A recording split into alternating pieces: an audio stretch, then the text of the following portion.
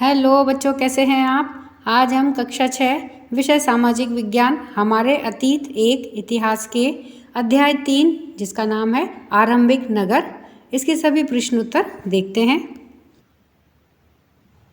पाठ के अंदर के प्रश्न 1, प्राय पुरानी इमारतों को तोड़कर उनकी जगह नए भवन बनाए जाते हैं। क्या तुम्हें लगता है कि पुरानी इमारतों को सुरक्षित रखना चाहिए? उत्तर है हाँ। ऐसी पुरानी इमारतें जो हमारी ऐतिहासिक विरासत हैं उन्हें तोड़ना नहीं चाहिए बल्कि सुरक्षित रखना चाहिए, क्योंकि ये इमारतें हमें संबंधित काल के बारे में जानकारी हासिल करने में सहायता करती हैं। प्रश्न 2, यहाँ पर हड़प्पा में वर्णित घरों और पिछले अध्याय में वर्णित घरों मेहरगढ़ में तुम्हें क्या अंतर दिखाई देता है? कोई 2 अंतर बताओ।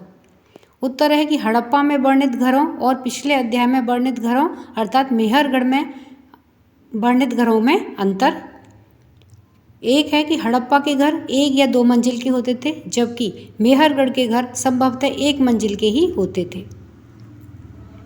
नंबर 2 है, हड़प्पा के घरों में अलग स्नानघर तथा कुएं भी होते थे, जबकि मेहरगढ़ के घर में इनका अभाव था। प्रश्न 3, नगर में रहने वाले लोगों की एक सूची बनाओ। क्या इनमें से कुछ ऐसे लोग हैं जो मेहरगढ़ जैसे गांवों में रहते थे? उत्तर है हड़प्पा के नगरों में शासक, व्यापारी, लिपिक, शिल्पकार आदि रहते थे। नहीं, मेहरगढ़ जैसे गांवों में ऐसे लोग नहीं रहते थे, वहां केवल कृषक तथा पशुपालक ही रहते थे। प्रश्न 4, अध्याय 2 में तुमने जिन गांवों के बारे में पढ़ा, क्या वहाँ भी धातु का उपयोग होता था? क्या वे पत्थर के बाट बनाते थे? उत्तर है कि अध्याय 2 में हमने जिन गांवों के बारे में पढ़ा है वहाँ धातु का उपयोग नहीं होता था। वे पत्थर के बाट नहीं बनाते थे क्योंकि उनको वजन का ज्ञान नहीं था। प्रश्न 5 है, आज भी मोहर का प्रयोग होता है। पता लगाओ कि मोहरों का उपयोग किस लिए किया जाता है। उत्तर है मोहरों का उपयोग दफ्तरों में दस्तावेजों को प्रमाणित करने में, लिफाफों, तालों, पैकेट्स, सामान आदि को मुहर बंद करने में किया जाता है। टेक्स्ट बुक क्वेश्चन, पाठ्य पुस्तक के प्रश्न आओ याद करें। प्रश्न 1, पुरातत्वविदों को कैसे ज्ञात हुआ कि हड़प्पा सभ्यता के दौरान कपड़े का उपयोग होता था? उत्तर है कि पुरातत्वविदों को मोहनजोदड़ो से कपड़े के टुकड़ों के अवशेष, चांदी के एक फूलदान के ढक्कन तथा कुछ अन्य तांबे की वस्तुओं से चिपके हुए मिले हैं। पकी मिट्टी तथा फेयंस से बनी तकलियां सूत कताई का संकेत देती हैं। वहां कपास की खेती भी की जाती थी, जिससे बाद में कताई बुनाई करके कपड़ा बनाया जाता था। मोहनजोदड़ो से पत्थर की एक मूर्ति भी मिली है जिसे कढ़ाईदार वस्त्र पहने दिखाया गया है। प्रश्न 2 है कि निम्नलिखित का सुमेल करो। जैसे है तांबा, सोना, टिन बहुमूल्य पत्थर, तो इनके साथ में इनके राज्य दिए हुए हैं कि जहाँ पर ये निकलते हैं, तो इनका आपस में हमें सुमेल करना है, मिलान करना है। तो इनका उत्तर देखते हैं। तो देखिए, पहले दे रखा है तांबा, तो तांबा कहाँ निकलता है? राजस्थान में। सोना निकलता है कर्नाटक में, कर्नाटक राज्य का है। टिन निकलता है अफगानिस्तान में, और बहुमूल्य पत्थर ये गुजरात में। तो इनका आपस में ये सुमेल है। प्रश्न 3, हड़प्पा के लोगों के लिए धातुएं, लेखन, पहिया और हल क्यों महत्वपूर्ण थे? उत्तर है कि धातुएं, हड़प्पा सभ्यता के लोग धातुओं से परिचित थे। वे तांबे और कांसे से औजार, हथियार, गहने और बर्तन बनाते थे, जबकि सोने और चांदी से गहने और बर्तन बनाते थे। लेखन, हड़प्पा में लेखन का भी बहुत महत्व था। लेखन का कार्य लिपिक करते थे जो नगरों में रहते थे। ये मोहरों तथा अन्य चीज़ों पर लिखते थे। पहिया, हड़प्पा के लोगों के लिए पहिया बहुत महत्वपूर्ण था। पहिए की सहायता से गाड़ियों का निर्माण हुआ, जिससे वहाँ व्यापार का विकास हुआ। दूर दराज के क्षेत्रों से व्यापार किया जाता था। हल, हड़प्पा के लोगों के लिए हल भी बहुत महत्वपूर्ण थे। हड़प्पा में कृषि हेतु जमीन की जुताई के लिए लकड़ी के हलों का प्रयोग किया जाता था।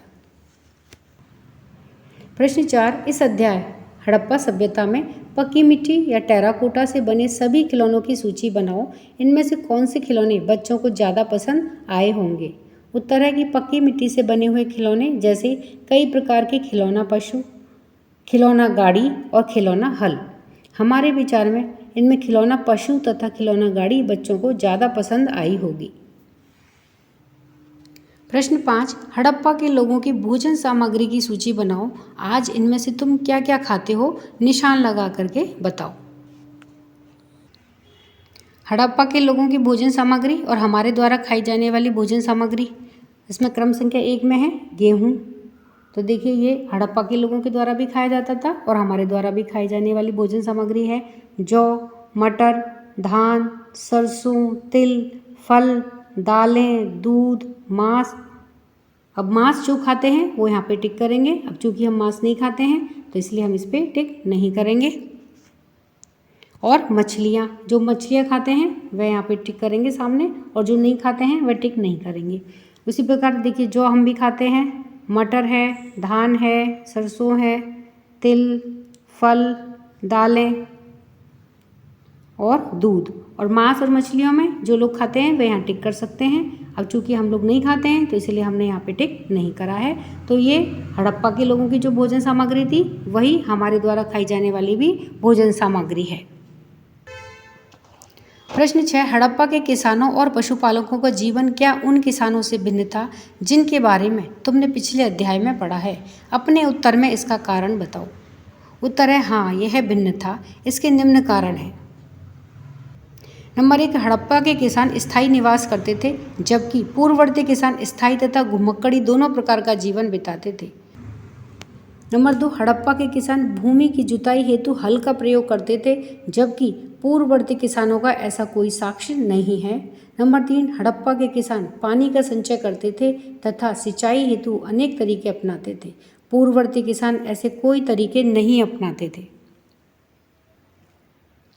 नंबर 4, हड़प्पा के किसान अनाज का भंडार गृह में करते थे। पूर्ववर्ती किसान मिट्टी के बर्तनों, टोकरियों तथा जमीन में गड्ढा खोद करके अनाज का भंडारण करते थे। नंबर 5, हड़प्पा के पशुपालक पूर्ववर्ती पशुपालकों की तुलना में ज़्यादा पशुओं को पालते थे। तो इस तरह से हमने इस पाठ के सभी प्रश्न उत्तरों को देखा। वीडियो पसंद आने पर वीडियो को लाइक करें, शेयर करें। चैनल पर नए हैं तो सब्सक्राइब करना ना भूलें। मिलते हैं नए वीडियो में। इसी के साथ धन्यवाद।